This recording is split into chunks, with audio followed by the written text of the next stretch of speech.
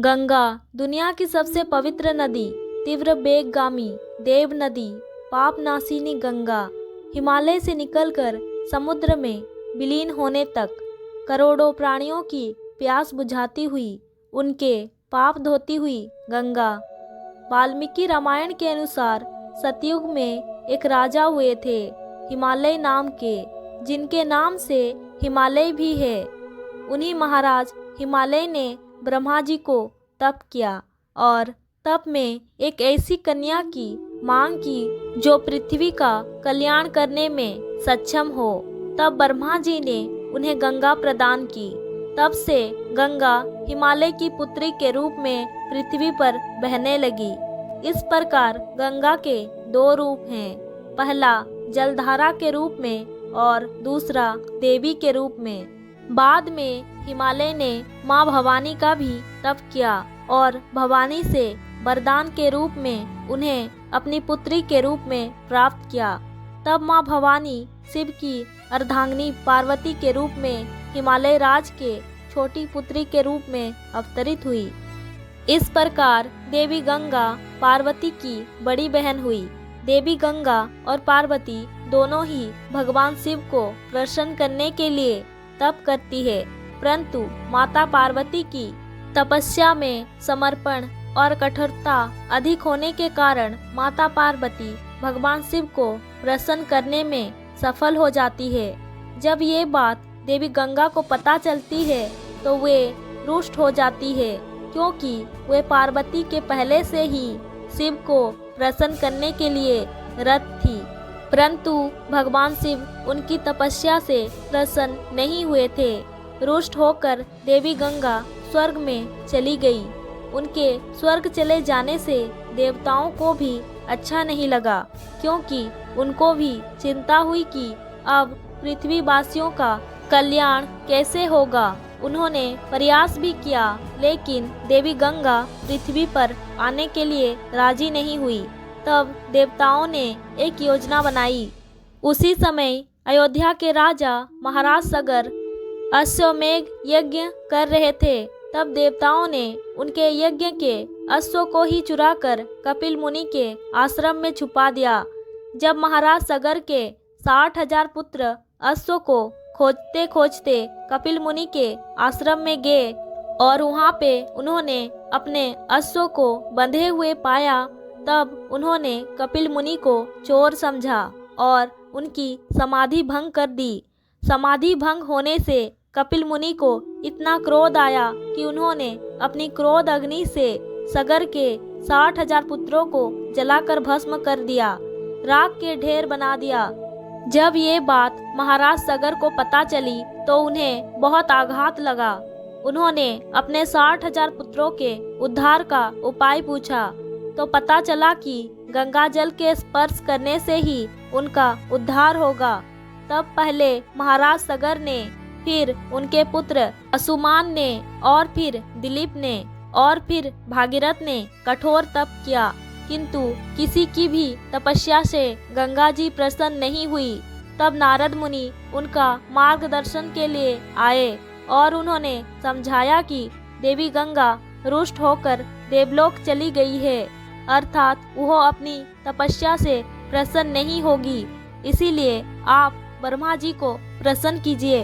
ब्रह्मा जी का आदेश गंगा को मानना ही होगा, इसीलिए ब्रह्मा जी को प्रसन्न करो।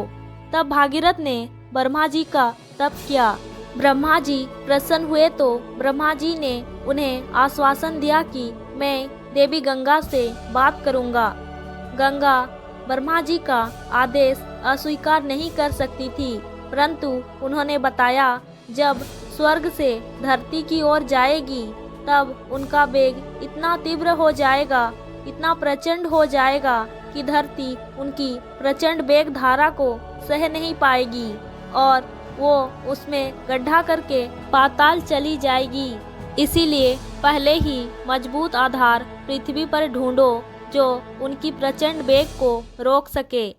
और तब एक ही नाम सामने आया और वो है देवों के देव महादेव शिव शंकर। ब्रह्मा जी ने भागीरथ को समझाया कि आप भगवान शिव को प्रसन्न करो वही गंगा की प्रचंड वेग धारा को रोक सकते हैं। भागीरथ ने भगवान शिव का तप किया। आशुतोष भगवान शिव उसकी तपस्या से प्रसन्न हुए और भागीरथ को आश्वासन दिया कि वो गंगा की तीव्र धारा को रोकेंगे, अतः आप गंगा को आह्वान करें। भागीरथ ने गंगा जी का आह्वान किया और गंगा स्वर्ग से धरती की ओर आने लगी। धरती के चुंबकीय क्षेत्र में गुरुत्वाकर्षण क्षेत्र में प्रवेश करते ही उनका वेग तीव्र हो गया, तो नीचे भगवान शिव ने अपने आकार को बढ़ाया और इतना आकार बढ़ा दिया कि गंगा उनकी जटाओं में ही समा गई। उसके बाद भगवान शिव ने अपनी एक जटा को खोलकर अपनी जटाओं के रास्ते गंगा को पृथ्वी पर अवतरित किया। तब गंगा भागीरथ के पीछे पीछे उस स्थान पर गई जहां भागीरथ के पूर्वज मृत पड़े हुए थे। वहां पहुंचकर जैसे ही गंगा जल उनके मृत पूर्वजों से स्पर्श करती है, उन सभी का उद्धार हो जाता है। इस प्रकार देवी गंगा पृथ्वी पर पुनः अवतरित हुई। पहले ब्रह्मा जी के द्वारा हिमालय की पुत्री के रूप में और दूसरी बार स्वर्ग से धरती पर भागीरथ के तपस्या के कारण। इसके अतिरिक्त गंगा जी की उत्पत्ति के विषय में और भी कथाएं जुड़ी हुई है। उनमें से ये भी है, जब भगवान विष्णु ने वामन अवतार लिया तब उन्होंने दैत्यराज बाली से 3 पग भूमि मांग की। उस समय भगवान ने एक पग से धरती और दूसरे पग से आकाश नाप लिया। तभी विष्णु जी के चरणों से गंगा उत्पन्न हुई थी। कहते हैं कि ब्रह्मचारिणी गंगा के द्वारा के स्पर्श से ही महादेव ने उन्हें अपनी पत्नी के रूप में स्वीकार किया। पत्नी पुरुष की सेवा करती है, अतः उसका वास पति के हृदय में अथवा चरणों में होता है, किंतु भगवती गंगा शिव के मस्तक पर विराजित हैं। भगवान विष्णु के अंगूठे से गंगा प्रकट हुई, अतः उसे विष्णुपदी कहा जाता है। भगवान विष्णु के प्रसाद रूप में शिव ने देवी गंगा का पत्नी के रूप में स्वीकार किया। कहते हैं कि शंकर और पार्वती के पुत्र कार्तिकेय का गर्भ भी देवी गंगा ने ही धारण किया था। संकद पुराण के अनुसार देवी गंगा कार्तिकेय मुर्गन की सौतेली माता हैं। कार्तिकेय वास्तव में शंकर और पार्वती के एक पुत्र हैं। पार्वती ने अपने शारीरिक मेल से गणेश की छवि का निर्माण किया, लेकिन गंगा के पवित्र जल में डूबने के बाद ही गणेश जीवित हो उठे। इसीलिए कहा जाता है कि गणेश की 2 माताएं हैं, पार्वती और गंगा। बहुत ही जल्द पृथ्वी छोड़कर स्वर्ग चली जाएगी माँ गंगा। श्रीमद् देवी भागवत पुराण की कथा में बताया गया है कि वर्तमान समय में चल रहे कलयुग के 5000 वर्ष पूरे होने पर माँ गंगा पृथ्वी से लौटकर वापस स्वर्ग चली जाएगी और कलयुग ने अपना यह समय पूरा कर लिया है। श्रीमद् देवी भागवत की माने तो कुछ ही समय में माँ गंगा स्वर्ग वापस लौट जाएगी। इस बात को न केवल शास्त्रों में बताया गया है, बल्कि इस बात को वैज्ञानिक दृष्टिकोण से भी सत्य माना जा रहा है।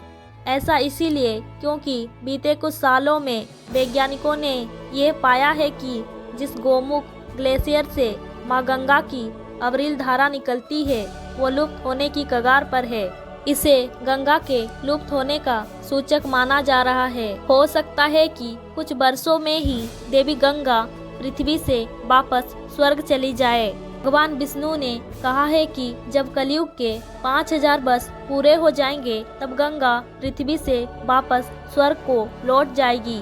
हम मनुष्य जिस तरह से गंगा को दूषित करते जा रहे हैं, इससे इस बात की संभावना प्रबल हो जाती है कि भगवान विष्णु ने जो कहा है वो सच होकर रहेगा, क्योंकि जिस नदी को ऋषि मुनियों ने माता के रूप में पूजा, आज उसी में मनुष्य कूड़ा कचरा बहा रहा है। ऐसे में संभव है कि गंगा मैया नाराज होकर वापस स्वर्ग चली जाए। गंगा के स्वर्ग वापस लौटने के संदर्भ में श्रीमद् देवी भागवत में कथा है कि एक बार गंगा और सरस्वती के बीच किसी बात को लेकर विवाद उत्पन्न हो गया। बीच बचाव के लिए जब लक्ष्मी माँ आई तो सरस्वती ने लक्ष्मी को वृक्ष और नदी के रूप में पृथ्वी पर पापियों का पाप स्वीकार करने का श्राप दे दिया। इसके बाद गंगा और सरस्वती ने एक दूसरे को नदी रूप में पृथ्वी लोक पर रहने का श्राप दे दिया। श्राप के फलस्वरूप लक्ष्मी पद्मा नदी के रूप में पृथ्वी पर आई। माता सरस्वती सरस्वती नदी बन गई और गंगा भी नदी के रूप में पृथ्वी पर आ गई। इस घटना के बाद नारद जी ने भगवान विष्णु से पूछा कि तीनों देवियां नदी रूप में पृथ्वी पर कब तक रहेंगी। इसके उत्तर में भगवान विष्णु ने नारद जी से कहा कि जब कलयुग के 5000 वर्ष पूरे हो जाएंगे तब तीनों देवियां वापस अपने अपने स्थान को लौट आएगी। कलयुग की 5000 से भी ज्यादा साल पूरे हो चुके हैं। पद्मा और सरस्वती पहले से ही सूख चुकी है और अब सिर्फ गंगा ही बची है। भगवान विष्णु ने ये भी कहा है कि इन 3 देवियों के साथ वृंदावन और काशी को छोड़कर सभी तीर्थ भी पृथ्वी का त्याग कर देंगे। कलयुग के जब 10,000 वर्ष पूरे हो जाएंगे तब शालिग्राम, शिव, शक्ति और जगन्नाथ जी भी पृथ्वी का त्याग करके अपने लोक लौट जाएंगे। इनके साथ ही शंख, साधु, धर्म, कर्म, श्राद्ध कर्म, देवताओं की पूजा और कीर्तन भी पृथ्वी से लुप्त हो जाएगी। वर्तमान में गंगा नदी के सूखने का परिणाम हरिद्वार में देखने को मिल रहा है। डुबकी के लिए भी गंगा जल नहीं बचा। हरिद्वार में हर की पेड़ी का भी बुरा हाल हो गया है। दोस्तों, अगर आपको हमारा ये वीडियो पसंद आया हो तो कमेंट में हर हर गंगे अवश्य लिखें।